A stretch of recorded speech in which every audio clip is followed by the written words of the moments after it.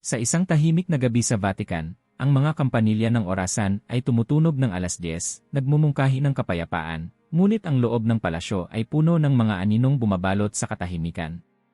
Sa kanyang maliit na silid, nakaupo si Papa Leo XVI, nag-iisa sa lamesa, palaging nagmumuni-muni bago matulog.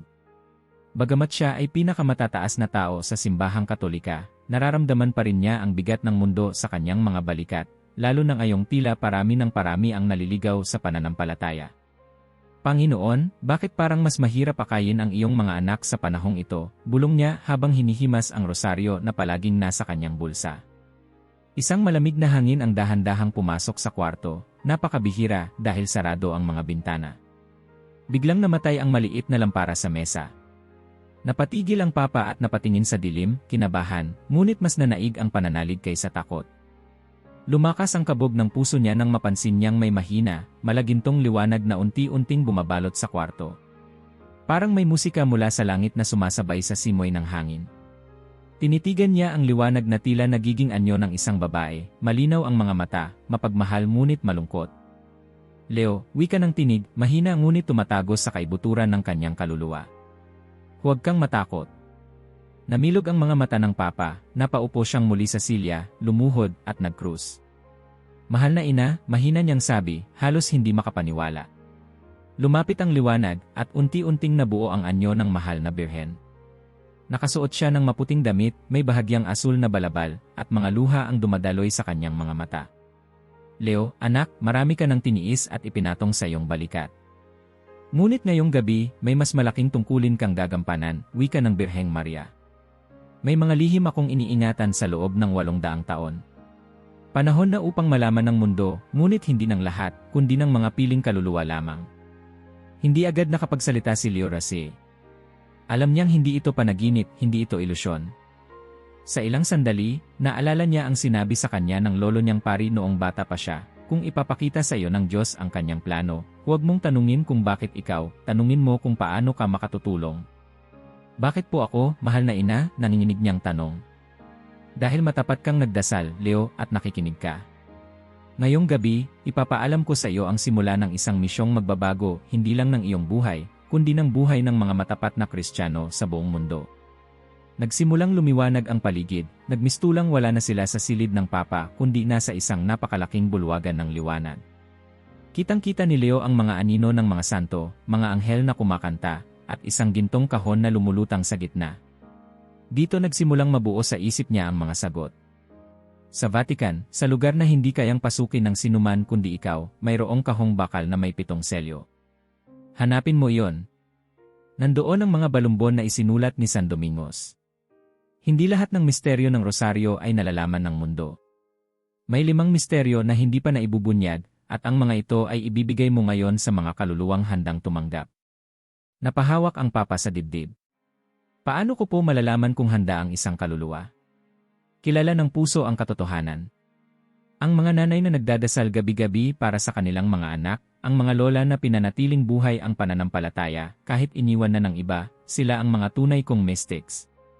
Ipasa mo ang lihim, Leo, hindi sa mga maingay at mapagmataas, kundi sa mga mapagpakumbaba at tapat.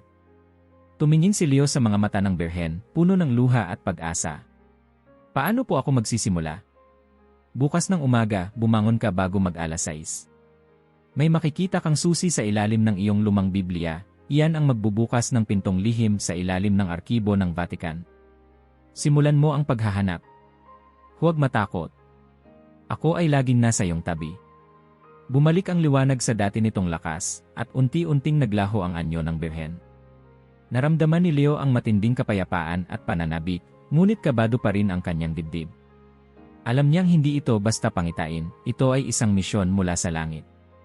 Nang mag-umaga, hindi siya halos nakatulog. Agad niyang kinuha ang lumang Biblia, binuklat, at naramdaman niyang parang may laman sa ilalim. Isang maliit na susi na may ukit na Veritas. Mabilis siyang nagbihis, inutusan ang kanyang sekretaryo na huwag siyang gambalain. Bumaba siya sa makitid na pasilyo patungo sa pinakalumang bahagi ng Vatican. Sa likod ng isang antigong estante, napansin niya ang isang pinto na dati niyang hindi pinansin. Inilapit niya ang susi at ito'y pumasok ng sakto. Nagbukas ang pinto na parang matagal nang hindi nabubuksan. Ang loob ay malamig, puno ng alikabok at mga luma at nakakandadong kabinet. Sa gitna, may isang lamesa na may kahon, makintab pa rin kahit balot ng agyo. Parang may puwersa na umaakit kay Leo palapit dito. Nang hawakan niya ang kahon, parang umalingangbaw ang boses ni Maria sa kanyang isipan, walang takot, anak. Lahat ng magbabago ay nagsisimula sa pag-unlock ng lihim. Pinagmasdan niya ang 7 selyo, hindi pangkaraniwang kandado, parang mga ancient code. Ngunit ang susi ay umikot sa bawat isa, parang sinusundan ang palad niya. Nang mabuksan na lahat, unti-unting bumukas ang kahon at bumungad ang mga lumang scroll na may gintong tinta, amoy insenso at panalangin. Hindi alam ni Leo kung iyak siya o tatawa. Sa wakas, narito na ang susi ng lahat ng gabing panalangin niya. Sa bawat scroll ay may nakasulat, para sa mga kaluluwang handa lamang. Dominicanong Archive, Secretum Vaticanum. Tumayo siya, nagdasal ng isang Ama Namin, at bumulong, mahal na ina, anong sunod na hakbang? Walang sagot, ngunit parang may mainit na kamay na dumantay sa kanyang balikat. Lumabas siya ng lihim na kwarto na parang may bagong lakas. Alam niyang sa gabing iyon, may nagbukas na pinto hindi lamang sa Vatican, kundi sa buong kasaysayan ng pananampalataya. Ngunit hindi niya alam na may nagmamasid sa kanya mula sa dilim ng pasilyo, tahimik, puno ng inggit at pagdududa. Sa pagbalik niya sa kanyang opisina, tinawag niya ang kanyang matagal ng kaibigan, si Monsignor Rafael. Rafael, kailangan ko ng iyong tiwala at tulong. Huwag kang magtatanong, ngunit ipangako mong anuman ang makita mo, ay pananatilihin mong lihim. Tumango ang matandang pari, ihanda mo ang sarili mo, Leo. Mula noong bata pa tayo, alam kong may espesyal kang misyon. Ngunit hindi ko akalain na ito ay magiging ganito kabigat. Ngumiti si Leo, may halong kaba at pananabik. Naway samahan tayo ng Espiritu Santo. Ngayon ay simula ng isang panibagong yugto, hindi lang para sa akin, kundi para sa lahat ng tunay na anak ng Maria. Walang kamalay-malay si Leo na habang binubuksan niya ang daan patungo sa mga misteryo, may mga puwersa rin nagigising upang pigilan siya. Ngunit sa puso niya, malinaw na, ang kanyang pagsubok ay hindi para sa kanya lang, kundi para sa bawat kaluluwang handa na tumanggap ng pinakamatinding regalo mula sa langit. Ang unang scroll ay nanginginig sa kanyang mga kamay. Sa pag-unroll niya nito, isang kakaibang liwanag ang sumik mula sa ancient parchment, at parang naririnig niya na naman ang tinig ng Birheng Maria. Simulan mo na, Leo. Ang mundo ay naghihintay. Bumungad ang unang sinag ng araw sa silid ni Papa Leo Racie. Ang Vatican ay unti-unting nagigising, ngunit ang puso ng Papa ay bumibilis pa rin sa kaba at pananabik na parang hindi natulog buong gabi. Tila ang hangin sa paligid ay mas mabigat, puno ng misteryo at pananabik. Habang nakaupo siya sa kanyang opisina, hindi maalis-alis sa kanyang mga daliri ang susi na natagpuan niya sa ilalim ng Biblia. Paulit-ulit niyang iniisip ang mga sinabi ng mahal na Birhen, hanapin mo ang kahon. Sa loob niyon ay ang mga lihim ng langit. Sa gitna ng katahimikan, pumasok si Monsignor Rafael, dala ang isang termos ng mainit na kape at kaunting tinapay. Hindi ka pa rin natutulog, Leo, biro ni Rafael, ngunit agad napansin ang seryosong ekspresyon sa mukha ng Papa. Hindi ko alam kung kaya kong magpahinga, Rafael, sagot ni Leo, mahina ang tinig. Ngayong gabi, parang isang siglo ang lumipas sa dami ng nangyari. Tahimik na naupo si Rafael sa tabi ng Papa, pinagmamasdan ang kamay nito na mahigpit ang hawak sa susi. Ano ang balak mo? Tanong ni Rafael, pinipigilan ang sariling mang-usisa ng labis. May ipinakita sa akin ang langit, sagot ng Papa. Ngayon, kailangan kong hanapin ang isang kahon na sinadya para lamang sa mga Papa. At ikaw lang ang pinagkakatiwalaan kong sumama. Hindi na nagtanong pa si Rafael. Umusbong sa pagitan nila ang isang matagal ng tiwala, tila kapwa nila alam na anumang lihim ng Vatican ay hindi na bago, ngunit ang misyon na ito ay higit pa sa lahat ng kanilang narinig. Dumaan sila sa madilim at makipot na pasilyo patungo sa lihim na silid sa ilalim ng Vatican Archives. Sa bawat hakbang, sumasagi sa isip ni Leo ang libo-libong taon ng kasaysayan ng simbahan, ilang santo na kaya ang tumapak sa parehong daan. Ilang lihim kaya ang nabuo at nawala rito. Nang sa wakas ay narating nila ang madilim na silid, inilapit ni Leo ang susi sa makapal na bakal na pinto. Kumalabog ang kandado, at unti-unting bumukas ang pinto, lumangit-ngit ang bisagra na parabang sumisigaw ng babala. Sa gitna ng malamig na silid, sa ibabaw ng isang altar na may ukit ng mga Dominikano, nandoon ang isang kahon. Parang ordinaryong bakal, ngunit ang bigat nito ay parang mas mabigat pa sa tingin, parang nagdadala ng buong bigat ng kasaysayan at pananampalataya. Hinaplos ni Leo ang ibabaw ng kahon, binasa ang maliliit na ukit sa Latin, Pro Pontificibus Tantum, Archiva Dominica Clausa. Para lamang sa mga papa, lihim ng mga Dominikano. Kinabahan si Rafael. Iyan ba ang hinahanap mo? Rafael, mahina ngunit buo ang tinig ni Leo. Ito ang lihim ng simbahan na itinago ng 8 siglo. Tila ngayong araw na ito, bubuksan ko ito hindi lang para sa akin, kundi para sa mga kaluluwang handang tumanggap ng regalo ng langit. Binuksan ni Leo ang mga selyo, isa-isa, ang bawat piraso ay parang naglalabas ng malamig na hangin. Nang sa wakas ay natanggal ang lahat ng kandado, dahan-dahan niyang inangat ang takip. Isang kakaibang liwanag ang bumalot sa buong silid. Parehong napalunok ang Papa at si Rafael, tila nasa harap sila ng isang kayamanang hindi kayang tumbasan ng ginto o pilak. Sa loob ng kahon, nakapatong ang 25 lumang balumbon, bawat isa ay balot ng mamahaling tela, may tatak ng Dominicus, at nakaukit sa maliliit na titik, Mysteriorum Rosario, Secretum et Revelatio. Napaiyak si Leo sa sandaling iyon, para siyang batang nakakita ng kanyang nawawalang ina. Marahang kinuha ang unang balumbon, nilapitan ni Rafael na parang natatakot na mahulog ang isang perlas ng kasaysayan. Bawat scroll ay amoy insenso, may marka ng panahon, ngunit parang bago pa rin ang tinta. Hindi ako makapaniwala, bulong ni Rafael. Ilang taon na natin naririnig ang tungkol sa mga lihim ng Dominikano, ngunit walang sinuman ang nakakita ng mga ito. Ngayon, Rafael, tayo ang magiging saksi sa isang bahagi ng kasaysayan na itinago ng Diyos para sa tamang panahon. Hinaplos ni Leo ang balumbon. Sa ibabaw, nakasulat sa Latin, Primum Sacramentum Rosari, Initium Sempiternum. Marahan niyang binuksan ang unang scroll. Nagsimula siyang bumasa, dahan-dahan, pilit inuunawa ang mahahabang pangungusap sa lumang Latin. Habang binabasa niya, parang naririnig niya ang boses ni San Domingos, malamig ngunit may apoy ng pananampalataya. Ang mga misteryo ng Rosario ay hindi lamang alaala ng mga makalupang pangyayari, pabulong ni Leo habang binabasa. Ito ay mga pintuan patungo sa walang hanggang katotohanan. May 5 misteryo na itinago, na isusulat lamang sa mga kaluluwang handa sa pinakamalalim na pakikipag-isa kay Maria.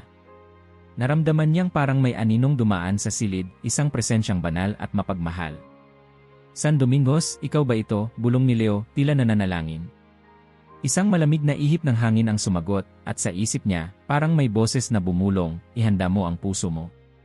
Ang mga misteryong ito ay hindi para sa mausisa, kundi para sa mga naglalakad sa kadiliman na may dalang ilaw ng pananampalataya. Napaupo si Leo. Muling binuksan ang kasunod na mga balumbon, ang mga misteryo ng joyful, sorrowful, glorious, at luminous, lahat ay pamilyar.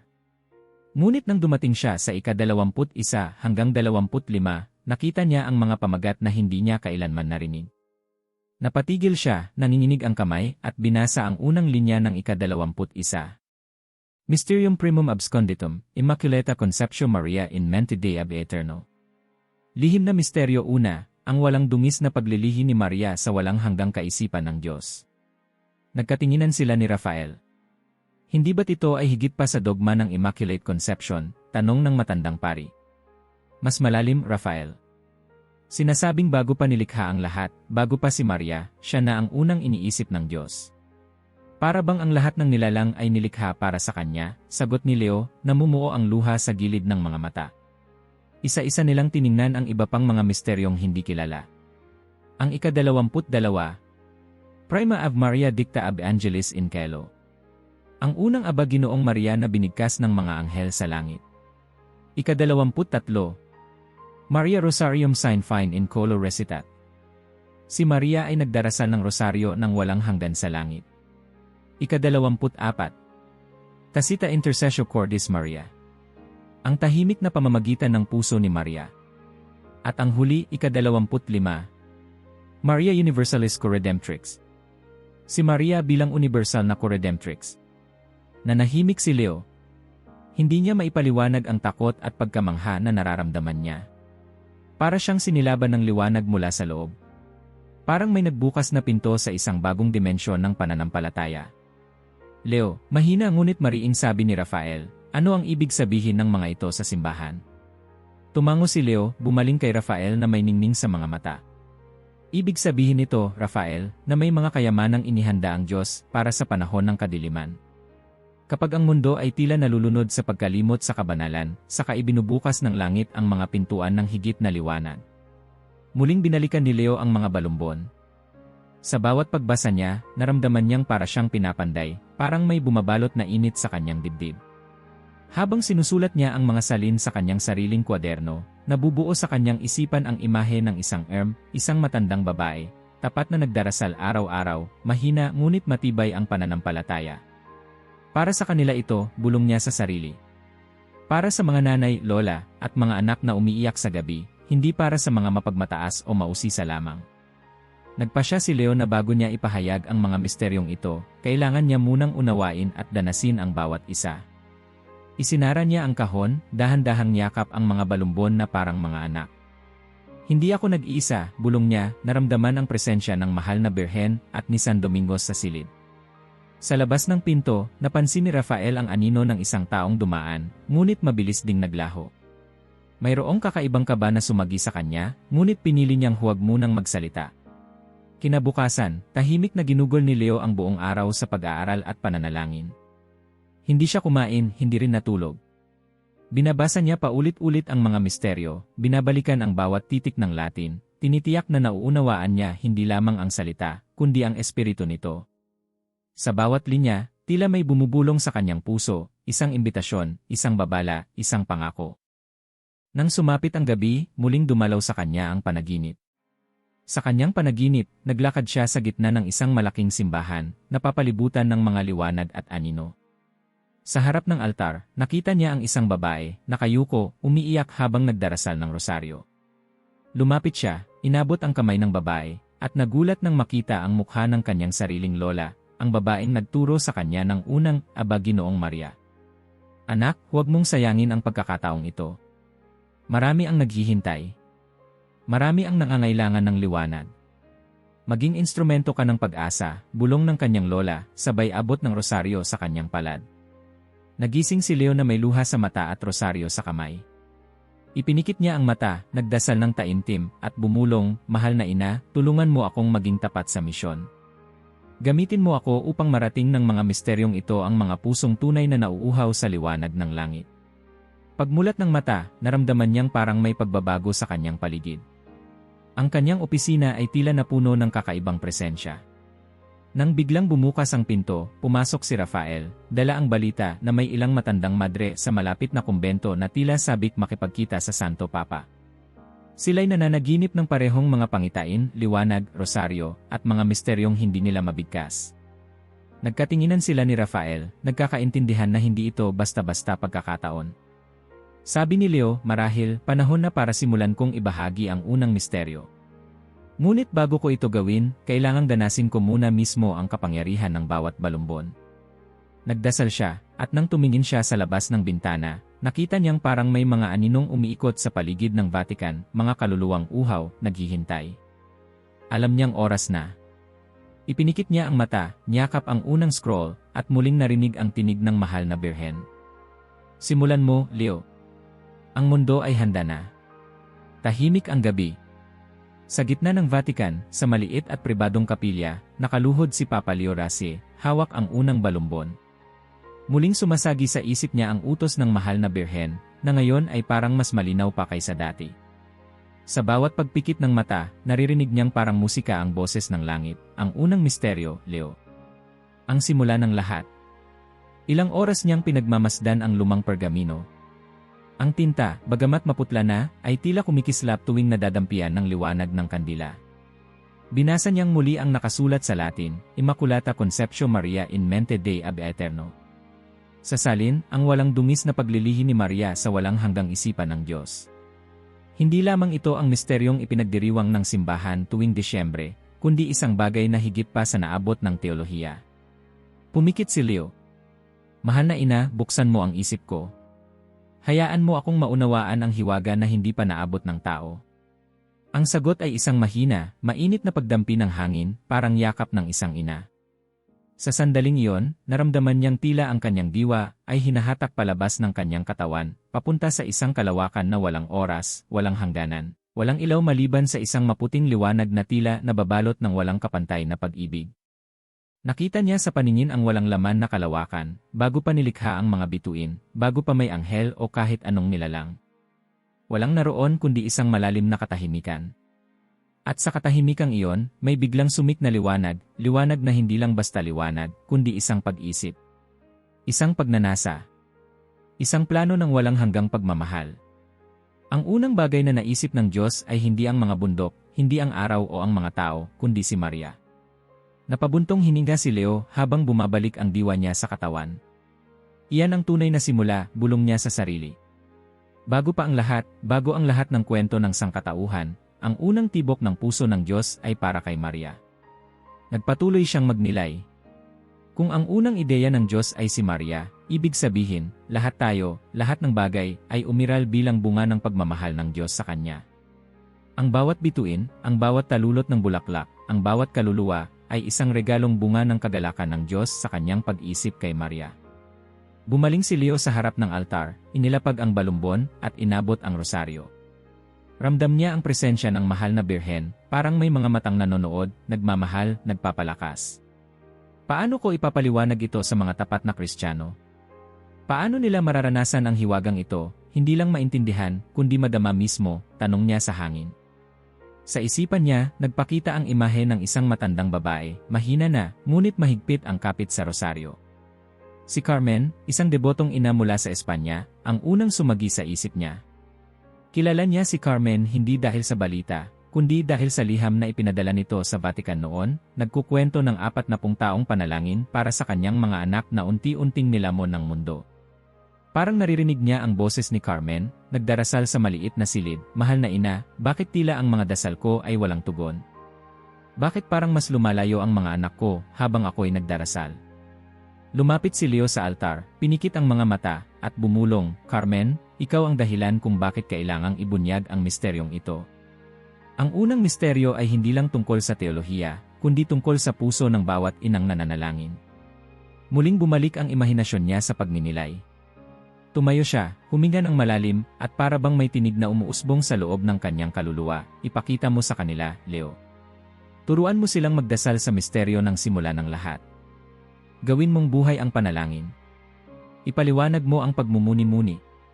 Kumuha siya ng papel at tinta, nagsimulang magsulat ng liham para sa ang bawat Kristiyanong tapat, lalo na ang mga tulad ni Carmen na naghahanap ng sagot sa katahimikan ng gabi. Bago mo simulan ang rosaryo mo ngayong araw, hanapin mo muna ang katahimikan. Umupo ka sa harap ng imahe ni Maria o tumingin ka lang sa langit. Isara mo ang iyong mga mata at hayaang bumagal ang bawat paghinga. Sa bawat paghinga, isipin mong unti-unting iniiwan ng iyong kaluluwa ang mga alalahanin ng mundo. Nais kong maramdaman mo ang sandali ng kawalang hanggan, bago pa may mundo, bago pa may anuman. Isipin mong naroroon ka sa isipan ng Diyos, sa puso ng Ama, at ikaw ay saksi sa unang ideya na sumibol sa kanyang pag-isip, si Maria. Damhin mo ang kagalakan ng Diyos habang iniisip niya ang kanyang pinakamamahal na nilalang. Damhin mo kung paanong dahil sa pagmamahal niya kay Maria, nilikha niya ang lahat, kasama ka, ang iyong mga anak, ang iyong pamilya. Magsimula kang magpasalamat. Hindi ka umiiral dahil lamang sa pagkakataon, kundi dahil sa walang hanggang pagmamahal. Bawat panalangin mo, bawat luha mo, ay mahalaga dahil ikaw ay bunga ng unang pagmamahal ng Diyos. Pagkatapos niyang isulat ang gabay, umupo si Leo sa harap ng altar at sinubukang sundan ang mismong pamamaraan. Naramdaman niyang parang nilalampasan niya ang takot, ang pangamba, at napupuno siya ng kakaibang kapayapaan. Hindi na lang basta panalangin, kundi isang malalim na pakikipag-isa sa walang hanggang pag-ibig ng Diyos. Kinabukasan, may natanggap siyang liham mula kay Carmen. Gulat na gulat siya dahil halos parehong-pareho ang mga salitang ginamit nito sa panaginip niyang gabay kagabi. "Banal na Ama," sulat ni Carmen, "nitong mga nakaraang gabi, nagsimula akong magdasal na parang nandoon ako bago pa nilikha ang lahat. Hindi ko maipaliwanag, ngunit naramdaman ko ang kagalakan na parang dinadaluyan ako ng liwanag mula sa langit. Napagtanto ko na hindi ako nag-iisa sa panalangin, kundi nakikiisa sa simula ng lahat. Bigla na lang akong umiiyak sa tuwa, at simula noon, napansin ko na kahit hindi ko sinasabi sa mga anak ko, unti-unti silang lumalapit uli sa pananampalataya. Hindi ko akalain na ang pagbabago ay magsisimula sa loob ko. Napaluha si Leo sa tuwa. Alam niyang ang misteryong ito ay tunay na kapangyarihan, hindi lang para sa kanya, kundi para sa bawat nananalangin ng tapat. Sa sumunod na araw, nagpunta siya sa isang maliit na kapilya kung saan naroroon ang ilang matandang deboto, mga babaeng katulad ni Carmen, tahimik ngunit matatag. Ikinuwento niya sa kanila ang karanasan ng pagninilay, mga kapatid, kapag nagsimula kayong magdasal ng rosaryo, tandaan nyo, bago pa tayo nagdasal, bago pa tayo nabuhay, una na tayong minahal ng Diyos sa kanyang plano. At ang plano niyang iyon ay nagsimula kay Maria. Lahat tayo ay bunga ng kagalakan ng Diyos kay Maria. Napansin niyang unti-unting namumuo ang luha sa mga mata ng mga deboto. Isa sa kanila, si Teresa, tahimik na bumulong, ngayon ko lang naisip na may halaga pala ako dahil una akong minahal ng Diyos bilang bahagi ng kanyang plano para kay Maria. Muling napatunayan ni Leo na ang tunay na kapangyarihan ng misteryo ay hindi sa katalinuhan, kundi sa kababaang loob ng puso. Habang lumalalim ang gabi, muling nagdasal si Leo sa kapilya, tahimik na umiiyak. Narinig niya ang boses ng mahal na birhen, mapagpakumbaba, malambing. Leo, anak, sinimulan mo na ang pagbabago. Huwag kang matakot. Sa bawat kaluluwang nakakaranas ng unang misteryo, isang bagong liwanag ang bumubukas sa mundo. Muling binasa ni Leo ang balumbon, hinalikan ito, at nagpasalamat. Naramdaman niyang para siyang naipanganak muli, at alam niyang sa bawat taong makakaranas ng hiwagang ito, isang bagong simula rin ang naghihintay. Sa huling sandali ng gabi, bago siya magpahinga, sinulat niya sa kanyang kwaderno, ang unang misteryo ay hindi lang tungkol kay Maria. Ito ay tungkol sa pag-ibig na walang simula at walang wakas. Bawat isa sa atin ay bunga ng pagmamahal ng Diyos, at ang pagmamahal na ito ay nararamdaman, nararanasan, hindi lang naintindihan. Sa kanyang panaginip, muli niyang nakita ang liwanag. Sa gitna ng liwanag, tumayo si Maria, nakangiti, at nagsabing, simulan mo ang susunod, Leo. Ang mundo ay magbabago sa bawat pusong handang tumanggap ng liwanag ng simula. Ilang araw na ang lumipas mula ng unang buksan ni Papa Leo Rassi ang selyadong balumbon. Ngunit ang alaala ng unang misteryo ay parang mainit na baga sa kanyang dibdib. Tuwing magpapahinga siya sa kapilya, parang may umaalingaw na bagong awit sa kanyang puso, isang awit ng pasasalamat at pagkamangha. Ngunit ngayong gabi, habang dumadampi ang liwanag ng buwan sa makapal na bintana ng Vatican, nararamdaman niyang may panibagong kabanata na naman siyang bubuksan. Sa harap niya, nakalatag ang ikalawang lihim na balumbon. Hindi na nag-aksaya ng oras si Leo. Marahang binuksan ang balumbon at muling pinasadahan ng daliri ang gintong tinta na parang nilikha para sa mga mata ng langit. Prima Ave Maria Dicta Ab Angelis in Caelo, ang unang aba Ginoong Maria, sinabi ng mga anghel sa langit. Napahinga siya ng malalim at sa isang iglap, parang may malamig na hangin na pumuno sa silid. Sa pagitan ng pagdampi ng liwanag ng kandila, tila may kumikislap na liwanag mula sa sulok ng kwarto. Umikot ang pakiramdam ni Leo, lumalim ang pananabik, pero naging parang musika sa kanyang pandinig ang bawat pintig ng puso. Isinara niya ang mata. Dahan-dahan siyang inilipad ng panalangin sa isang lugar na walang katulad, isang malawak na espasyong puno ng liwanag, kung saan tila walang simulat walang hangganan ang pag-awit ng mga tinig na hindi niya maintindihan, ngunit nadarama niya sa kanyang kaluluwa. Parang napadpad siya sa mismong simula ng langit. Sa gitna ng kawalang hanggan, nakita niya ang milyon-milyong mga anghel, nakaluhod, at bawat isa'y may dalang trompeta o lira, nag-aawitan ng papuri. Sa kanilang harapan, isang liwanag na mas maliwanag pa sa lahat ng araw na nasaksihan ni Leo, at sa gitna ng liwanag na iyon, parang may hugis ng babae, nakabalot sa dalisay na kapusyan at asul, ngunit wala pa sa laman. Si Maria, hindi pa naisa sa katawan, ngunit minamahal na ng buong langit. Biglang nagsabay-sabay ang mga tinig ng mga anghel, bumalot sa buong kalawakan ang kanilang awit. Ave Maria, Gratia Plena, Dominus Tecum. Naramdaman ni Leo na parang kasama siya sa koro, ngunit ang boses niya ay tila nawala, nadurog ng kagalakan at takot. Ramdam niya ang bugso ng pasasalamat ng mga anghel, hindi dahil sa isang utos, kundi dahil sa labis na kagalakan ng ipahayag ng Diyos na likhain niya si Maria bilang ina ng anak. Sumik sa diwa ni Leo na ang aba Ginoong Maria ay hindi basta panalangin ng tao sa lupa, kundi isang walang hanggang papuri na nauna pa sa pagdating ni Gabriel kay Maria. Sa bawat pagbikas ng tao sa mundo, ito pala ay pagsali sa korong nagsimula na sa langit. Nagising siyang muli sa kapilya, namumugto ang mata, malamig ang pawis sa noo. Parang hindi sapat ang mga salita para ikwento ang nasaksihan. Naramdaman niyang kailangan niya itong ipasa, hindi lang sa isip kundi sa puso ng bawat deboto. Muling sinimulan ni Leo ang pagsusulat sa kanyang kwaderno, para sa ang kaluluwang nag-aalab sa pananampalataya na kanyang tapat na kausap sa diwa. Ang Aba Ginoong Maria ay hindi lamang dasal na ibinigkas ng Arkanghel Gabriel kay Maria sa Nazareth. Bago pa man siya ipanganak, bago pa ang lahat ng kwento ng daigdig, ang mga anghel sa langit ay nagsimulang magpuri. Nang ipahayag ng Diyos ang kanyang plano, lahat ng korong makalangit ay sabay-sabay na bumati sa babaeng magiging ina ng kanyang anak. Sa bawat Aba Ginoong Maria na binibigkas mo, nakikiisa ka sa pag-awit na yon, nagiging bahagi ka ng papuri na pumuno sa langit bago pa ang lahat. Nagpahinga siya sandali, ngunit muling bumalik ang alaala ng isang babaeng nakilala niya sa Mexico, si Rosa. Si Rosa ay 72 taong gulang, balo, at matagal nang nagdarasal ng rosaryo araw-araw. Ngunit matapos mamatay ang asawa, parang nanlumo siya. Hindi na niya maramdaman ang liwanag, hindi na rin siya marunong ngumiti. Nakaupo lang sa gilid ng simbahan, palaging umiiyak, kahit napapaligiran ng mga deboto. Sa isang pastoral na pagdalaw ng Papa sa Mexico, nilapitan siya ng anak ni Rosa na umiiyak, humihingi ng dasal para sa ina. Naalala ni Leo kung paanong pinatawag niya si Rosa sa isang maliit na kapilya. Tahimik na umupo si Rosa sa harapan, pinapahid ang luha, hawak-hawak ang rosaryo na parang siya'y nakakapit sa huling piraso ng buhay. Rosa, mahinahong sabi ni Leo, bakit parang mabigat ang iyong puso? Banal na Ama, 2 taon na po akong walang ibang dasal kundi Aba Ginoong Maria. Pero parang may pader sa pagitan ko at ng langit. Pakiramdam ko po, nag-iisa lang akong nagdarasal. Wala na ang asawa ko at pati ang mga anak ko, parang malayo na rin. Lumapit si Leo, hinawakan ang kamay ni Rosa, at dahan-dahan niyang ipinakita ang paraan ng panalangin na natutunan niya mula sa ikalawang misteryo ng balumbon.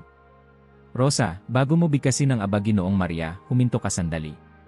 Isipin mong may milyon-milyong anghel na naghihintay na sumabay sa iyong boses. Sa bawat salitang iyong bibigkasin, parang umuugong sa langit ang tinig mo, hindi ka nag-iisa. Ang bawat Aba Ginoong Maria ay umaalingaw kasama ng makalangit na koro. Isang awit ng pag-asa, isang awit ng kagalakan. Inakay niya si Rosa na isara ang mata, huminga ng malalim, at magdasal ng isang Aba Ginoong Maria na parang nakatayo siya sa gitna ng koro ng mga anghel. Walang pag-aalinlangan, walang takot, isang panalangin na puno ng pag-asa. Ilang linggo ang lumipas, at nakatanggap si Leo ng liham mula kay Rosa. Banal na Ama, sa unang pagkakataon, naramdaman kong parang may sumama sa akin, habang nagdadasal ako ng rosaryo. Hindi ko maipaliwanag, ngunit bigla kong naramdaman ang isang liwanag na parang bumalot sa akin. Sa bawat dasal, hindi lang ako, parang libo-libo ang sumasabay. Unti-unting nawala ang lungkot sa puso ko. Ngayon, tinutulungan ko ng turuan ang ibang balo na magdasal ng rosaryo, at masaya ang puso ko. Napangiti si Leo dahil nakita niyang totoo ang hiwaga ng ikalawang misteryo. Ang bawat dasal ay hindi isang monologo, kundi isang himig na sinasabay ng buong langit. Ang pagkakaroon ng kamalayan sa presensya ng mga anghel ay nagdadala ng paggaling at bagong buhay. Itinuloy niya ang sulat para sa tuwing magdarasal ka ng Aba Ginoong Maria, huminto ka muna ng ilang segundo. Humingi ka ng pahintulot sa mga anghel na samahan ka. Isipin mong sila ay pumapalibot sa iyo, seraphim, cherubim, lahat ng koro ng langit, nag-aabang na sabayan ang tinig mo. Pagkatapos, bigkasin mo ng mabagal ang panalangin, bawat salita ay parang sumasabay sa isang napakalaking awit. Pakiramdam mo na bawat galaw ng labi mo ay umaabot hanggang sa mga hangganan ng langit. Binalikan ni Leo ang mga balumbon, naramdaman niya na parabang naglalakbay ang diwa niya sa bawat linya ng kasaysayan ng simbahan. Naalala niya ang mga unang Kristiyano, nagtatago, tahimik ngunit matatag na nagdarasal ng rosaryo, kahit pinagbabawalan, at ngayon, sa panahong moderno, tila nagbalik ang hamon. Paano mapapanatili ang tunay na diwa ng panalangin sa gitna ng kaguluhan ng mundo? Isang gabi, habang siya ay nagmumuni-muni, bumalot ang kakaibang liwanag sa silid. Muli, narinig niya ang boses ng mahal na birhen, mahina, ngunit puno ng sigla. Leo, anak, ipagpatuloy mo ang pagbabahagi ng hiwaga ng mga anghel. Sa bawat panalangin ng Aba Ginoong Maria, pinapalakas mo ang liwanag ng mundo. Huwag mong hayaang mawalan ng saysay ang bawat salita. Sa bawat dasal, sinasali mo ang langit sa daigdig. Pagmulat ng mata, parang nakikita pa rin ni Leo ang mga anghel, nakaluhod, patuloy ang pag-awit. Nararamdaman niyang may bago na namang yugto ng pananampalataya ang simbahan, isang pananampalatayang nakaugat hindi lang sa lupa, kundi sa musika ng langit. Kinabukasan, tumanggap siya ng liham mula sa isang grupo ng kababaihan sa Mexico na tinuruan ni Rosa. Isang batang balo, si Lourdes, ang sumulat, "Sa unang beses kong isabay ang aking panalangin sa mga anghel, parang narinig ko ang tinig ng asawa ko na pumapalakpak mula sa langit. Simula noon, hindi ko na nararamdamang mag-isa ako." Muling napagtanto ni Leo na ang kapangyarihan ng panalangin ay hindi nakapaloob lamang sa mga salita, kundi sa diwa ng pagkakaisa, una sa lahat, pagkakaisa sa mga nilalang ng langit na laging nagnanais magpuri at magpasalamat. Bago siya magpahinga, sinulat niya sa kanyang journal, ang ikalawang misteryo ay ang lihim ng pagkakaisa. Hindi tayo nagdarasal mag-isa. Sa bawat Aba Ginoong Maria, nagiging bahagi tayo ng walang hanggang liturhiya ng langit. Ang mundo ay maaaring magbago, ngunit ang awit ng mga anghel ay hindi natatapos. Muling pinikit ni Leo ang mata. Sa panaginip, lumitaw sa kanya ang isang koro ng mga anghel, nakangiti, tinatapik ang kanyang balikat. Sa gitna nila, si Maria, may hawak na rosaryo, sumasabay sa awit ng kalangitan. Handa ka na sa susunod, Leo, bulong ng Birhen. Sa bawat misteryong matutuklasan mo, mas marami pang kaluluwa ang magigising. Patuloy kang maging tinig ng langit sa lupa. Malalim na ang gabi, ngunit gising pa rin si Papa Leo Rasi. Sa kanyang silid ay mahigpit niyang hawak ang balumbon ng ikatlong misteryo. Alam niyang may hiwagang mas malalim pa siyang dapat matuklasan, ngunit hindi niya akalain na ang susunod niyang mararanasan ay ganap na magpapabago sa kanyang paningin, hindi lang sa rosaryo, kundi sa mismong ugnayan ng langit at lupa. Tahimik ang paligid, ngunit sa kanyang puso ay may matinding pananabik. Muling lumuhod si Leo sa harap ng altar, nagdasal, at naghintay ng sagot. Unti-unting humina ang mga ingay ng Vatican hanggang ang tanging maririnig na lamang ay ang marahang pintig ng kanyang puso at ang malalim niyang paghinga. Isinara niya ang mga mata.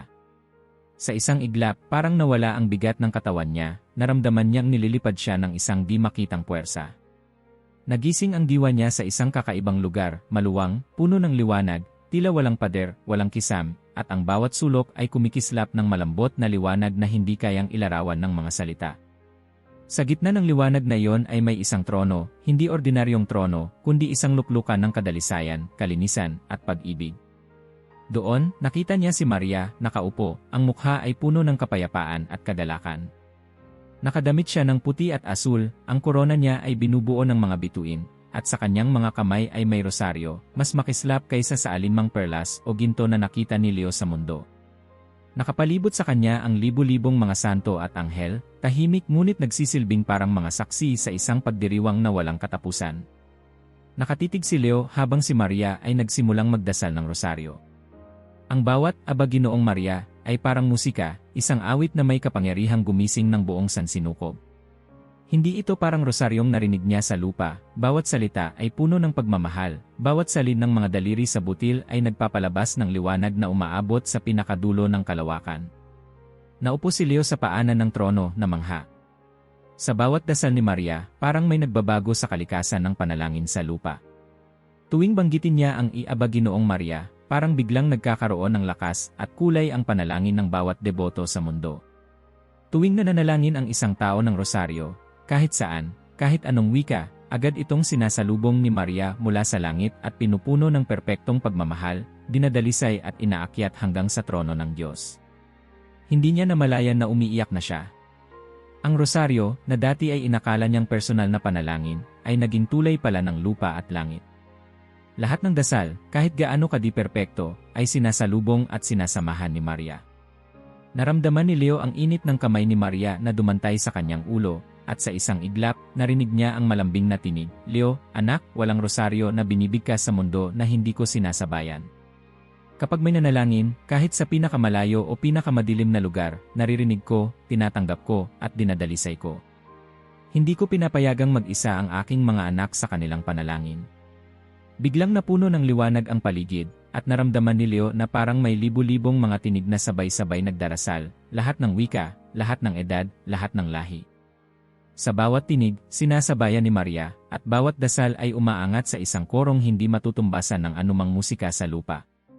Nagising siyang muli sa Vatican, puno ng luha ang mata, ang puso ay magaan at puno ng pag-asa. Ang unang naisip niya ay ang mga taong tila nagdarasal ng mag-isa, mga inang umiiyak gabi-gabi, mga batang humihiling ng himala, mga lola na naglalakad ng rosaryo, habang hinihintay ang umaga. Lahat pala sila ay hindi nag-iisa, lagi silang sinasamahan ni Maria. Kinuha ni Leo ang kwaderno at nagsulat para sa Erm. Erm, ang ikatlong misteryo ay ito, sa bawat rosaryong iyong dinarasal, sinasabayan ka ni Maria mula sa langit. Ang kanyang panalangin ay perpekto, puno ng pagmamahal. Kapag iniisip mo na parang walang saysay ang iyong dasal, o parang mahina at paulit-ulit, tandaan mo, hindi ka kailanman nagdarasal ng mag-isa. Sa langit, bawat Aba Ginoong Maria mo ay sabay na binibigkas ni Maria. Siya ang nagpapalakas, dumadalisay, at tumatapos ng iyong dasal para maging kaaya-aya sa Diyos. Napaisip siya kung paano matutulungan ang mga tao na maranasan ito hindi lamang bilang teorya, kundi bilang totoo at buhay na karanasan. Muling sumagi sa isip niya ang kwento ni Mercedes, isang lola mula sa Colombia. Si Mercedes ay 15 taon nang nagdarasal ng rosaryo para sa pagbabalik loob ng kanyang mga anak, ngunit tila walang nangyayari. Sa bawat gabi, umiiyak siya sa harap ng imahe ng Birhen, nagtatanong kung naririnig pa ba siya ng langit. Nang minsang mapanood ni Mercedes ang isang sermon ni Leo tungkol sa panalangin sinasabayan ni Maria, sinubukan niya ang tinurong pamamaraan. Bago simulan ang rosaryo, huminto siya, huminga ng malalim, at tahimik na inanyayahan si Maria na isabay ang kanyang panalangin. Sa unang linggo, wala siyang naramdaman. Ngunit sa sumunod na buwan, unti-unting lumambot ang puso ng mga anak niya. Ang anak niyang lalaki, na dati palaging galit at pasaway, isang gabi ay umiyak at lumapit sa kanya. Mama, turuan mo akong magdasal ng rosaryo. Sunod-sunod, isa-isang nagbalik ang kanyang mga apo, ang ilan ay sumali sa Catholic Youth, at ang pamilya ay muling nagkaisa sa panalangin. Ikinuwento ni Mercedes ang karanasang ito kay Leo sa pamamagitan ng liham. Banal na Ama, hindi ko akalain na kaya palang mabago ng isang simpleng pagkilala na hindi ako nagdarasal ng mag-isa ang takbo ng buong pamilya ko. Ang pagkakaalam ko na si Maria mismo ay sumasabay sa bawat salita, nagbigay ng lakas na hindi ko pa naramdaman noon. Sa bawat Aba Ginoong Maria, parang naririnig ko ang tinig niya na mas banayad pa sa hangin. Mula noon, ang aming bahay ay napuno ng kapayapaan. Napaluha muli si Leo. Ito ang hinihintay niyang patunay na ang ikatlong misteryo ay hindi lamang para sa mga mistiko o santo, kundi para sa bawat pamilyang handang maniwala at magdasal. Nagpatuloy siya sa pagsusulat para kay Erm. Bago mo simulan ang rosaryo, Erm, maglaan ka ng 2 minuto sa katahimikan. Huminga ng malalim at hilingin kay Maria na isabay ang kanyang perpektong rosaryo sa iyong di-perpektong panalangin.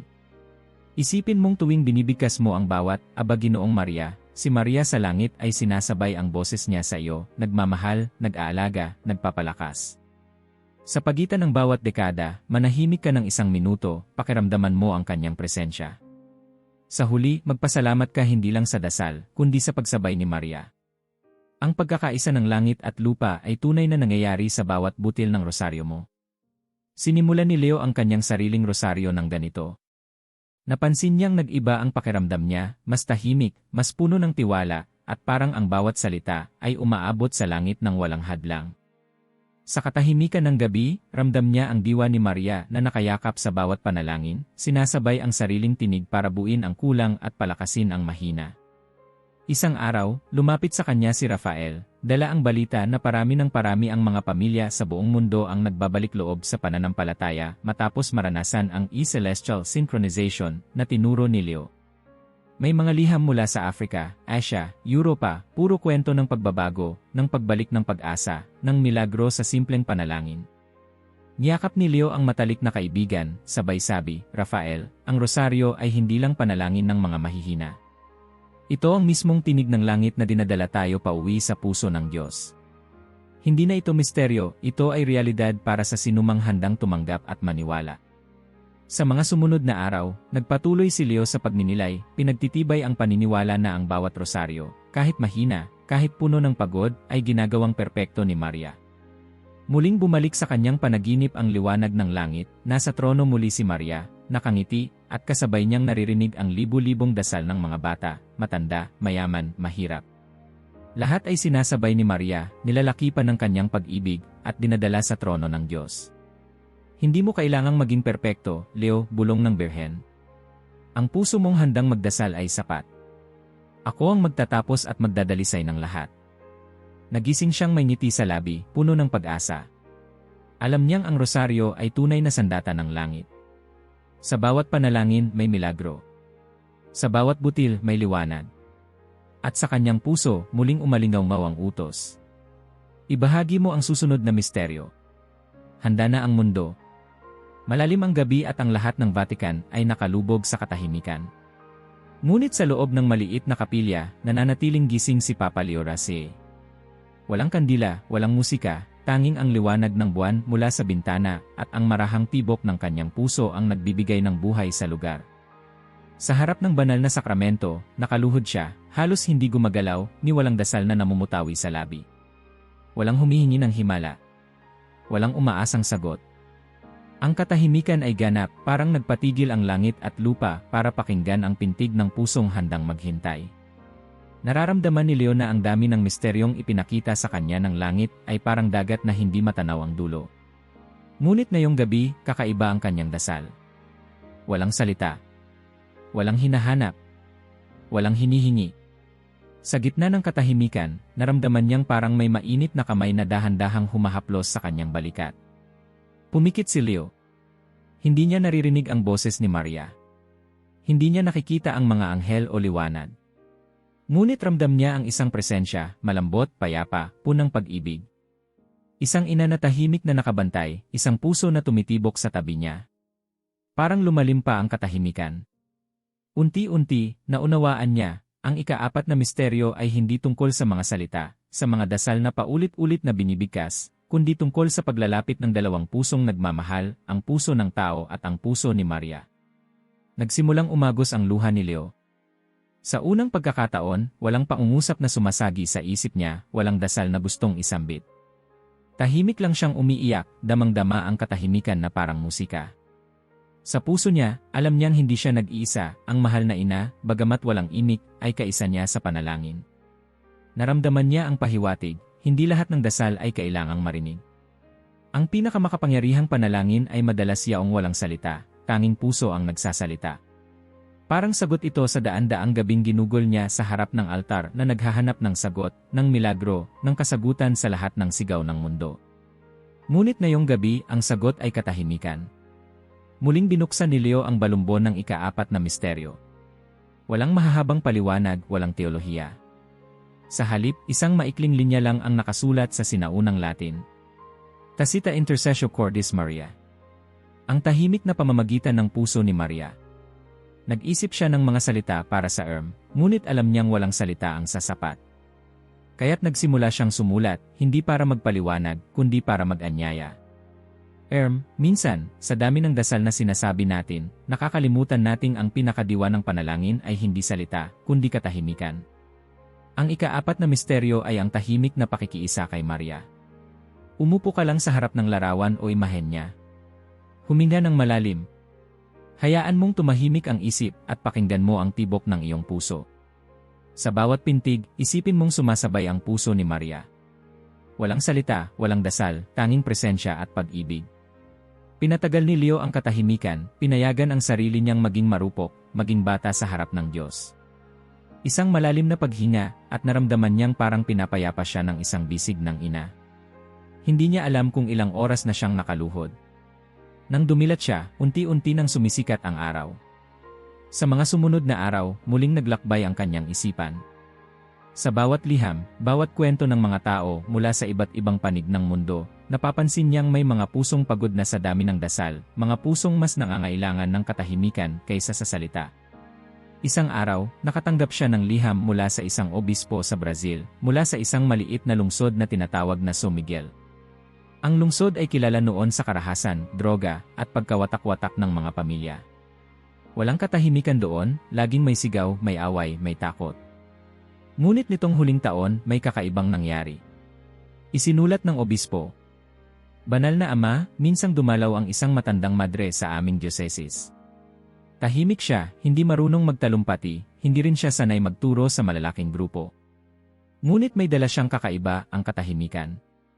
Tinuruan niya ang mga ina, ama, at mga bata na magdasal ng tahimik na pakikiisa kay Maria.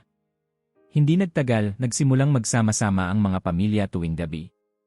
Hindi para magrosaryo ng malakas, kundi para manahimik ng 5 minuto, hawak ang kamay ng bawat isa, iniisip lang ang puso ni Maria na nakikiisa sa kanila.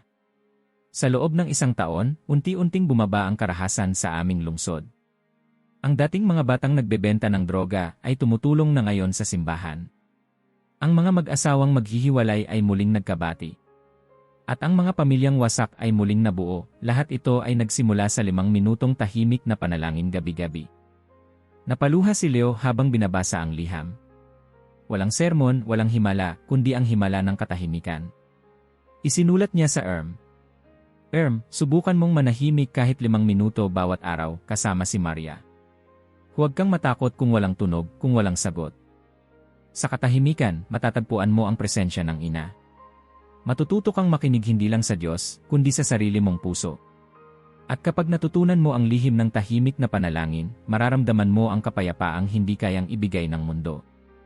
Muling naalala ni Leo ang kanyang mga araw bilang batang seminarista. Madalas niyang iniiwasan ang katahimikan, natatakot siyang baka walang marinig, baka walang tumugon.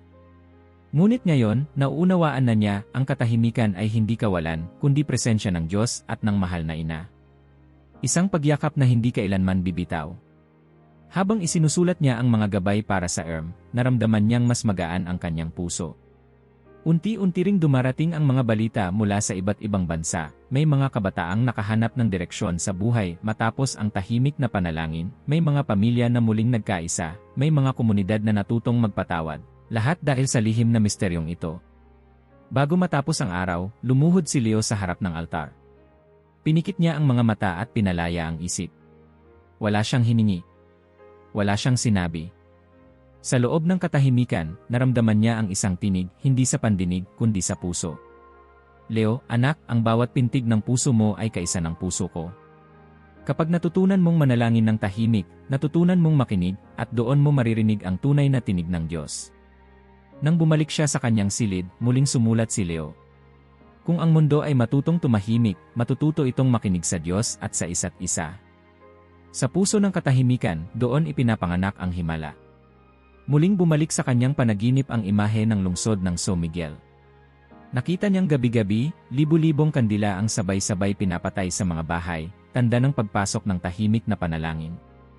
Sa dilim, parang may liwanag na bumabalot sa bawat tahanan, isang liwanag na hindi kayang patayin ng ingay o takot. Sa gitna ng lungsod, nakita niya si Maria, nakatayo, tahimik, nakangiti, at ang bawat puso ay tila sumasabay sa pintig ng kanyang puso. Pagmulat ng mata, nagpasalamat si Leo. Alam niyang ang lihim ng katahimikan ay ang susi hindi lamang sa pagbabago ng tao, kundi ng buong bayan. Sa kanyang journal, isinulat niya bago matulog, hindi lahat ng milagro ay may kasamang ingay. Ang ilan sa pinakamalalaking pagbabago ay nagsisimula sa katahimikan ng isang pusong handang makinig at magmahal. At sa huling pintig ng gabi, muling bumalot ang presensya ng mahal na ina sa buong Vatican. Isang tahimik na pagyakap, isang paanyayang maghanda para sa mas malalim pang misteryo na ihahayag. Mataas na ang araw nang muling bumalik si Papa Leo Rassi sa kanyang opisina, dala ang huling balumbon. Pakiramdam niya ay parang tumanda siya ng 10 taon sa loob lamang ng ilang linggo. Ang bigat ng mga hiwagang natuklasan ay parang naging pamanang di mabibitawan. Ngunit nararamdaman niya rin na unti-unting naglalagos sa mundo ang isang bagong pag-asa, isang liwanag na hindi nagmula sa karaniwang pagsisikap ng tao, kundi sa presensya ng mahal na ina, na tahimik ngunit makapangyarihang gumagalaw sa mga puso. Ang ika-5 balumbon ay mas makapal kaysa sa iba, ang tinta nito ay parang katas ng ubas na piniga mismo mula sa hardin ng Gethsemane. Nakaukit sa ibabaw ang mga salitang, Maria Universalis Co-Redemptrix. Maria bilang pandaigdigang Co-Redemptrix. Habang binubuksan ni Leo ang balumbon, isang kakaibang kaba ang bumalot sa kanya. Parang sa bawat pagbuklat, napapalapit siya sa pinakasentro ng plano ng Diyos para sa sangkatauhan, ang lihim na sa mahabang panahon ay binantayan ng simbahan, itinago sa ilalim ng mga debosyon, mga awit, at mga luha ng mga ina. Marahang umupo si Leo, nilagay ang balumbon sa harapan, at pumikit. Maria, tulungan mo akong maintindihan at maipaliwanag hindi lamang sa isip kundi sa puso ang misteryong ito, bulong niya. Sa katahimikan, narinig niya ang mahinang tinig ng berhen, malambing, ngunit may lakas na hindi nabibili. Anak, ang mundo ay nagdurusa hindi lang dahil sa kasalanan, kundi dahil hindi nito alam kung gaano ko kamahal ang bawat kaluluwa. Ang bawat luha ko sa ilalim ng krus ay hindi lamang para kay Jesus, kundi para rin sa kanila, para sa iyo. Biglang bumalik sa alaala ni Leo ang mga linya mula sa balumbon, isinulat ni Santo Domingos. Si Maria ay hindi lamang ina ng tagapagligtas, kundi ina ng kaligtasan. Sa bawat salin ng kanyang fiat, isinusuko niya hindi lamang ang kanyang anak, kundi ang kanyang sarili para sa pagtubos ng buong mundo. Bumalik sa tanong si Leo, ano ba talaga ang ibig sabihin ng pagiging koredemptora ni Maria? Alam ng lahat na si Kristo lamang ang tagapagligtas, ngunit ano ang papel ni Maria? Sa kanyang pagbabasa, unti-unti niyang nauunawaan, ang koredempsyon ay hindi pag-agaw sa papel ni Jesus, kundi isang sukdulang pakikiisa, isang kababaang loob ng ina na tumanggap, sumabay, at sumama sa sakripisyo ng anak. Naalala niya ang tagpo sa Kalbaryo, habang nakapako si Jesus, si Maria ay nakatayo sa paanan ng krus, walang salita, ngunit puno ng luha at pagmamahal. Ang kanyang tahimik na ay naging daan upang matupad ang plano ng Diyos. Sa bawat sugat ni Jesus, kasabay ang sakit ng ina. Sa bawat dugo ng anak, umaagos din ang dugo ng kanyang puso. Hindi ko lang siya sinamahan, Leo, bulong ng Birhen sa kanyang puso. Ibinigay ko rin ang lahat. Bawat pagod, bawat hirap, bawat luha, para sa kaligtasan ng bawat anak na itinuring kong sarili.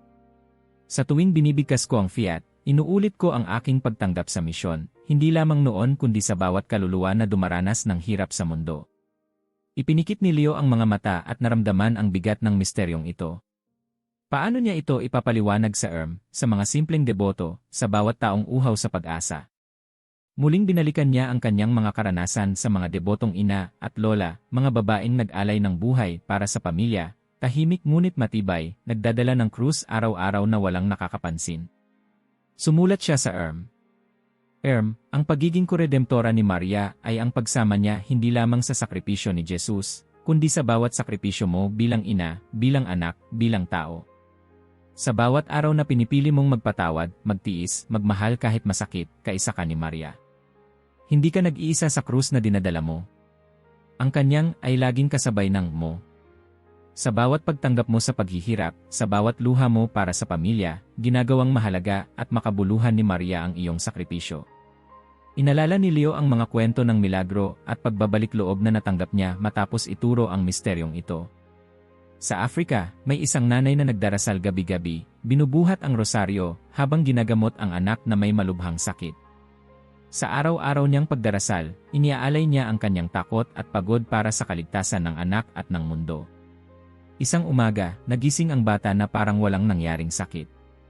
Ang doktor mismo ang nagsabing hindi niya maipaliwanag ang mabilis na paggaling. Ang nanay ay nagsabi, binigyan ko ang lahat, pero pakiramdam ko, hindi ako nag-iisa. Ramdam ko si Maria, parang tinutulungan niya akong buhatin ang krus ko. May kwento rin ng isang padre sa Europa na halos mawalan na ng pag-asa. Sa gabi ng kanyang pinakamatinding pagdududa, hiniling niya kay Maria na ipakita sa kanya ang kahulugan ng koredempsyon. Sa panaginip, nakita niya ang krus at ang Birhen, parehas na umiiyak pero magkasama. Pagkagising, napuno ng lakas ang kanyang puso at nagsimulang muli ang kanyang misyon. Ngayon ay may panibagong pananaw, lahat ng sakripisyo ay may kabuluhan basta't iniaalay kasama si Maria. Sumulat si Leo ng isang konkretong hamon sa Araw-araw, bago ka bumangon, magpasalamat ka kay Maria hindi lamang bilang ina ng Diyos, kundi bilang ina mo at koredemptora mo. Ialay mo ang araw mo, bawat pagod, bawat luha, bawat tagumpay sa Kanya, upang maitambal sa sakripisyo ni Jesus para sa kaligtasan ng mundo. Kung may mabigat kang dinadala, sabihin mo lang sa Kanya, Ina, idagdag mo ang sakripisyo ko sa iyo, para sa lahat ng anak mong nahihirapan. Huwag mong baliwalain ang pagod at paghihirap mo, lahat ito ay ginagawang mahalaga kapag inialay kay Maria. Muli, naalala ni Leo ang balumbon. Fiat. Et facta est salus mundi. Sa ni Maria, nagkaroon ng kaligtasan ang mundo. Sa mga sumunod na araw, nagulat si Leo sa dami ng mga liham na natanggap niya. May mga kwento ng mga pamilya na nagkabati matapos ang dekadang pagtatalo, ng mga batang gumaling mula sa karamdaman, ng mga asawang nagbalik loob sa pananampalataya, lahat ay may isang bagay na magkakatulad. Natutunan nilang ialay ang sakripisyo nila kay Maria, kaisa ng kanyang koredemptive na misyon. Isang gabi, habang nagmumuni-muni sa harap ng altar, naramdaman ni Leo ang presensya ni Maria, tahimik ngunit napakalapit. Sa loob ng kanyang puso, parang narinig niya ang mga salitang, "Sa bawat krus na buhat ng mga anak ko, naroroon ako. Sa bawat sakit na tinitiis nila, ako ang kanilang kasama. Sa bawat tagumpay, ako ang kanilang karamay. Hindi ako alis hanggat ang huling anak ko ay makarating sa piling ng Diyos." Naluha si Leo, hindi dahil sa lungkot, kundi dahil sa matinding damdamin ng pag-asa. Parang nabawasan ang bigat ng mundo, hindi dahil nawala ang hirap, kundi dahil may kasama siyang nagdadala ng lahat. Alam niyang sa bawat rosaryo, sa bawat dasal, sa bawat araw na iniaalay para sa iba, isang bahagi ng krus ni Kristo ay natutulungan, at isang bahagi ng puso ni Maria ay napupunan ng pagmamahal. Bago matulog, isinulat niya sa kanyang journal. Hindi tayo nag-iisa sa krus. Ang langit ay hindi malayo. Sa bawat sakripisyo, sa bawat pasakit, ang ina ay naririyan, nag-aalay, sumasama, nagpapalakas. Ito ang dakilang lihim ng kaligtasan, na ang pagmamahal ay hindi natatapos sa krus, kundi umaabot hanggang sa pinakahuling anak ng Diyos. Sa panaginip ni Leo, muli niyang nakita ang paanan ng krus. Sa tabi ni Maria, nakatayo ang libu-libong tao mula sa iba't ibang lahi, edad, at panahon, lahat may kanya-kanyang krus, lahat umiiyak, lahat umaasa. Ngunit sa bawat isa, naroon si Maria, pinapasan ang kalahati ng bigat, niyayakap ang bawat anak, at dinadala silang lahat sa paanan ng Diyos. Pagmulat ng mata, napangiti si Leo. Alam niyang handa na siya at ang mundo para sa huling yugto ng paghahayag. Nagsimula siyang magdasal, hindi na para sa sarili kundi para sa lahat ng kaluluwang nangangailangan ng pag-asa. At sa pinakatahimik na bahagi ng Vatican, nag-umapaw ang bagong liwanag, liwanag ng isang inang korredemptora, liwanag ng pag-asa na umaabot hanggang langit. Nakatitig si Papa Leo XVI sa sumisikat na araw mula sa bintana ng kanyang silid. Ang mga unang sinag ay dahan-dahang gumuguhit ng ginto sa marmol ng Vatican, tila paalala na ang bawat simula ay nagdadala ng bagong liwanag. Sa kanyang puso ay may kapanatagan na hindi niya naramdaman noon, isang kaalaman na hindi lamang siya tagatanggap ng mga lihim, kundi tagapaghatid ng isang misyon. Sa ibabaw ng kanyang mesa, nakalatag ang mga balumbon at mga tala. Isang malinaw na panawagan ang bumuo sa kanyang isip, hindi sapat na malaman ang 5 misteryo. Kailangang ito ay maranasan, isabuhay, at ibahagi lamang sa mga pusong tunay na handa. Ang mga susunod na araw ay hindi lang basta pagsunod sa ritual, kundi isang tunay na paglalakbay mula sa isip patungo sa pusong nagliliyab sa pag-ibig ng Diyos sa pamamagitan ni Maria. Tinawag niya si Erm, hindi na bilang liham kundi bilang kaibigan at tagapagdala ng apoy. Erm, ngayon, simulan natin ang isang landas na hindi madaling balik-balikan. Bawat hakbang ay dapat buong loob at bawat araw ay mahalaga. Hindi ito para sa mga mausisa lamang, ito ay para sa mga pusong handang magbago. Sa unang linggo, tinipon ni Leo ang mga tagubilin para sa walang hanggang pundasyon. 7 araw na susubukang pasukin ng bawat isa ang simula ng lahat, ang walang hanggang pag-isip ng Diyos tungkol kay Maria at tungkol sa bawat isa sa atin. Tuwing umaga, 15 minuto bago simulan ang anumang gawain, hihilingin ng bawat deboto na ilapit ang kanyang isip sa sandali ng simula, bago ang lahat ng bagay, bago pa ang sariling mga pangarap at takot. Hinihimok niyang maglaan ng katahimikan, tumingin sa langit o sa imahe ng Birhen, at damhin ang sarili bilang bunga ng unang pagmamahal ng Diyos. Ipinaalala niyang mahalagang gawin ito sa madaling araw, bago ang mundo ay muling mapuno ng ingay. Isinusulat ni Leo ang gabay. Hindi mo kailangan ng maraming salita. Sa bawat paghinga, tanungin mo ang sarili, ano ang mangyayari sa puso ko kung tunay kong mararanasan na ako ay unang minahal sa plano ng Diyos? Pakiramdam mo ba ay may panibagong liwanag o marahil ay luha ng pasasalamat? Ipagpasalamat mo iyon at hayaang yakapin ka ng liwanag ng simula. Pagdating ng 2 linggo, ang tema ay Makalangit na Koro. 6 na araw na nakalaan upang bawat Aba Ginoong Maria ay maging isang panalangin na kaisa ng milyon-milyong anghel. Tinuruan niya si Erm na huminto ng ilang sandali bago bigkasin ang bawat dasal, tumawag sa mga anghel, at muling isabuhay ang eksena sa langit, kung paano nagsimulang umawit ang makalangit na koro upang ipagdiwang ang plano ng Diyos kay Maria. Sa bawat salita, isiping ikaw ay may bahagi sa liturhiya ng walang hanggan.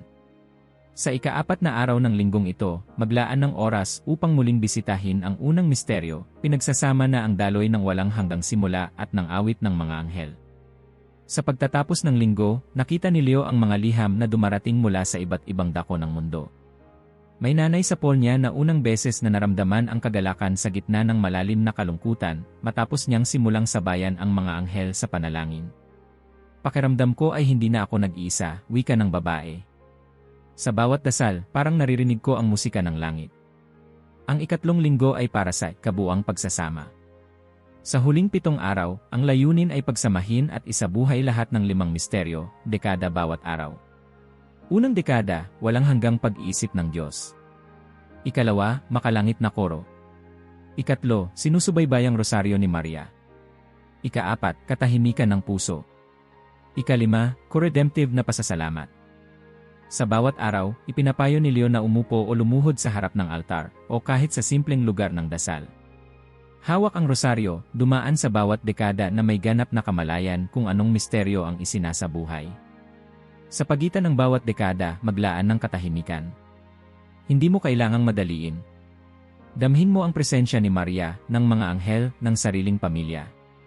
Sa bawat dasal, ayaw ng langit ang pagmamadali. Ang mahalaga ay ang tunay na pagkakaisa ng puso mo sa puso ng ina, sabi niya sa Erm. Mahalaga rin para kay Leo na tandaan ng bawat isa na ang landas na ito ay hindi para sa lahat. Sa liham niya, binigyang diin, ibahagi mo lamang ang paglalakbay na ito sa mga tunay na deboto, yaong may bukas na puso, yaong handang sumunod hanggang dulo. Huwag mong sayangin ang mga butil ng biyaya sa mga pusong sarado pa. Ngunit kapag may nakita kang uhaw na uhaw, ibahagi mo, sapagkat maaari silang maging ilaw para sa iba. Sa paglipas ng mga araw, dumarami ang mga patotoo. May batang lalaki sa Vietnam na natutong magpatawad sa ama niyang matagal nang hindi umuwi. Isang guro sa Kenya ang nagsimulang magturo ng katahimikan tuwing umaga, at unti-unting gumaan ang loob ng mga batang magulo noon sa klase.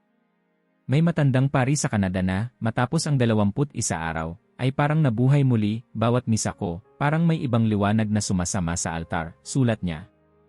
Dumarating din ang mga hamon, may mga sandaling parang walang nangyayari, may mga gabi na tinatamad na ang mga nagdarasal, may panahong tila bumabalik ang luma at mabigat na problema. Ngunit paulit-ulit na paalala ni Leo, ang tunay na milagro ay nangyayari sa mga pusong hindi sumusuko. Kapag ikaw ay nananatili sa landas, kahit tila walang resulta, may binubuo ang Diyos sa loob mo, kapayapaan na hindi kayang kunin ng mundo, at liwanag na unti-unting sumisikat.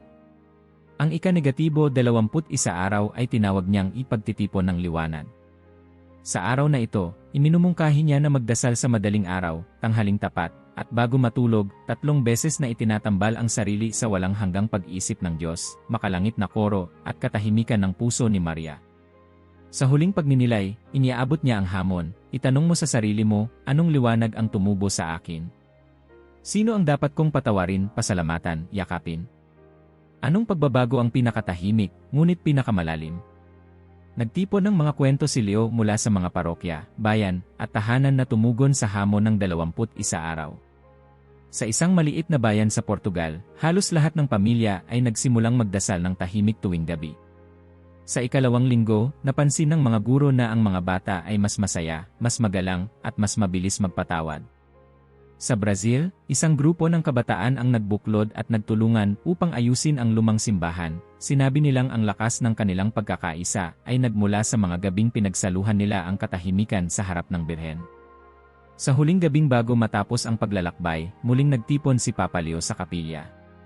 Doon, parang narinig niya ang bulong ng Birhen, puno ng pagmamahal at pangako. Leo, anak, ang bawat pusong nagsikap sa landas na ito ay tinamnan ko ng binhi ng liwanag. Hindi ito laging makikita, ngunit magbubunga ito sa tamang panahon. Maging matatag, at turuan silang huwag matakot ipasa ang apoy sa iba, ng tahimik, nang may kababaang loob, nang may buong tiwala na ako ay kasama nila hanggang sa huli. Habang sumasapit ang unang liwanag ng umaga, sumulat si Leo ng huling mensahe kay Erm. Huwag kang matakot.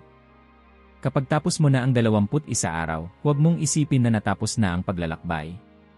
Ang tunay na landas ay magsisimula pa lamang, ito ay ang araw-araw na pagpili ng liwanag, ng dasal, ng katahimikan, at ng pagkakaisa kay Maria. Maging ilaw ka sa mundo, hindi sa ingay, kundi sa kabutihang tahimik, mapagkumbaba, at tapat. Ang mga unang sinag ng araw ay gumuguhit ng bago at tahimik na liwanag sa Vatican. Ang kapilya ay puno ng presensya ng mahal na ina, tahimik ngunit makapangyarihan. Ang kanyang mga anak, sa iba't ibang panig ng mundo, ay nagsisimula ng bagong yugto, isang landas ng liwanag, handog sa mga pusong marunong maghintay at magmahal. Tahimik ang gabi sa Vatican, ngunit ramdam ni Papa Leo XVI na parang sumisikip ang oras. Sa bawat paglipas ng araw, palapit ang takdang panahon, at ang bigat ng natitirang tungkulin ay parang mabigat na ulap na nakadagan sa kanyang balikat.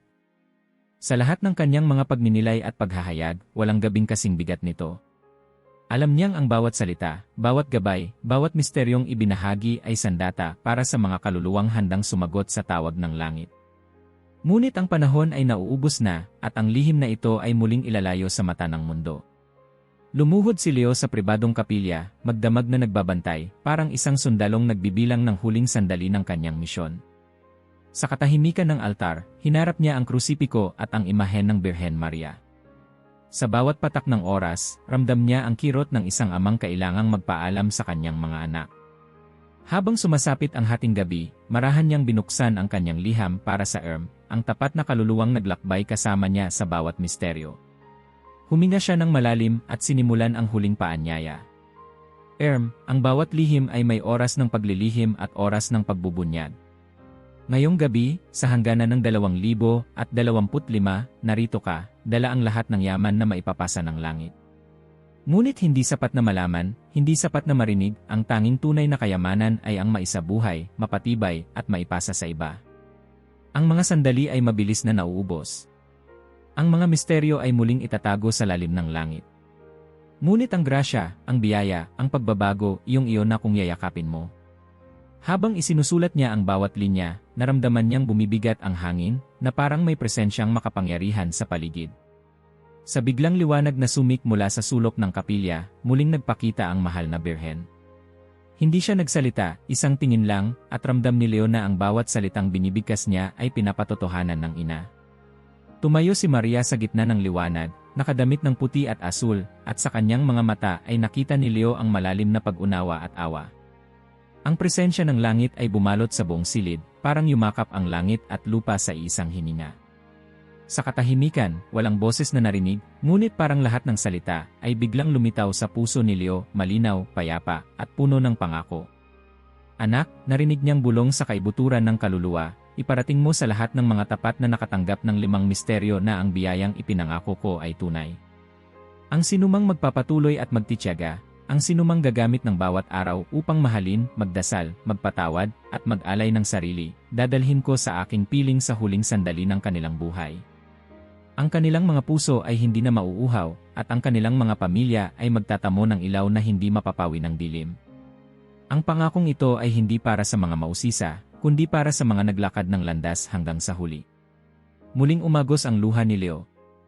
Hindi siya marunong umiyak noong kabataan, ngunit sa gabing ito, bawat patak ay parang alay para sa lahat ng debotong ina, anak, at matandang lalaking matyagang nanalangin kahit walang nakakita. Tumindig siya, lumapit sa altar, at ibinagsak ang sarili sa harap ng banal na sakramento. Muli niyang naramdaman ang presensya ni Maria sa likod niya, parang malamig ngunit mahinahong hangin, nagbubulong ng lakas, tapang, at kapayapaan. Sa mga huling araw ng taon, tiniyak ni Leo na muling ipadala ang kanyang liham sa bawat sulok ng mundo, hindi sa internet o telebisyon, kundi sa tahimik na liham, sa kumpisal, sa mga mata ng mga batang sumisilip sa likod ng pintuan ng simbahan. Ang kanyang mensahe ay paulit-ulit, huwag mong sayangin ang oras. Hindi mo kailangang hintayin ang perpektong sandali o pakiramdam. Ang tunay na himala ay nagsisimula sa munting ng isang pusong handang magbago, araw-araw, kahit pagod, kahit takot. Bawat gabi, isang bagong liham ang natatanggap ni Leo mula sa iba't ibang panig ng mundo. May lola mula sa Peru na sumulat, "Banal na ama, natapos ko ang 21 araw. Hindi man bumalik agad ang mga anak ko sa simbahan, napansin ko na mas naging mapagpasensya ako sa aking mga apo. Sa tuwing magdasal ako ng rosaryo, pakiramdam ko ay may mainit na yakap na dumarating." Isang binata mula sa Timor-Leste ang sumulat, "Nakita ko ang pagbabago ng puso ko. Natutunan kong magpatawad sa tatay kong matagal kong kinasuklaman. Pakiramdam ko, hindi ako nag-iisa tuwing umaga, parang may tinig na nagsasabing, 'Anak, kasama mo ako.'" Iba't ibang kwento, lahat may sariling sugat, sariling tagumpay, ngunit iisa ang tinig ng pag-asa na ipinanganak sa katahimikan ng 5 misteryo. Sa huling araw ng Disyembre, nagtipon ang mga tao sa simbahan ng Roma. Hindi malaki ang selebrasyon. Walang paputok, walang mga banda. Tanging ang mga ilaw ng kandila at ang marahang tunog ng rosaryo ang bumalot sa malamig na gabi. Naglakad si Papa Leo sa gitna ng mga deboto, walang korona, walang mga gwardiya, kundi bilang amang nagpaalam, nagbigay ng huling pagpapala. Sa kanyang huling homilya, marahan ang boses ni Leo, ngunit puno ng apoy. Mga anak, kung alam niyo lang kung gaano kayo kamahal ng langit, hindi na kayo matatakot sa dilim. Ang mundo ay muling sisidlan ng mga lihim, ngunit ang pag-asa, pananampalataya, at pagmamahal ay hindi kayang itago. Sa bawat rosaryo, sa bawat katahimikan, sa bawat sakripisyong iniaalay sa Diyos, nililikha niyo ang himala. Nasa inyo ang biyaya, yakapin niyo ito. Dalhin niyo sa inyong mga tahanan, sa inyong mga anak, sa inyong mga kapitbahay. Hindi na kailangan ng mas marami pang salita. Ang mahalaga ay ang bawat pintig ng pusong handang sumagot, araw-araw, hanggang huli. Matapos ang misa, tahimik na bumalik si Leo sa kanyang silid. Sa mesa, naghihintay ang liham na iniwan niya para kay Erm. Inilagay niya rito ang huling gabay, ang huling panalangin, ang huling paalala. Erm, kung nabasa mo ito, alam kong narating mo na ang dulo ng landas, ngunit hindi ito tunay na katapusan. Ang lihim ng 5 misteryo ay hindi mawawala dahil nakaukit na ito sa puso mo. Huwag mong hayaan na matakot kang maglakad ng mag-isa, sapagkat kailanman ay hindi ka nag-iisa. Sa bawat araw na mamahalin mo ang mundo sa ngalan ni Maria, sa bawat panalangin, sa bawat katahimikan, naroon kami, ang mga santo, ang mga anghel, at ang ina ng Diyos. Huwag mong kalimutang ipasa ang apoy sa mga handa. Huwag mo ring madaliin ang mga hindi pa handa. Manatili kang tapat, masaya, at mapagkumbaba. Ang tunay na kayamanan ay hindi nawawala, ito ay pagmamahal na natutunan mong ialay, araw-araw, tahimik, totoo. Sa pagsasara ng taon, sa pagsasara ng misteryo, binabasbasan kita ng buong puso, na ang liwanag ng 5 misteryo ay manatili sa iyo, at sa lahat ng iyong mamahalin. Ang tunay na tagumpay ay hindi sa dami ng himala, kundi sa lakas ng loob na manatiling tapat hanggang huli. Sa sandaling iyon, muling naramdaman ni Leo ang malamig na hangin ng presensya ni Maria.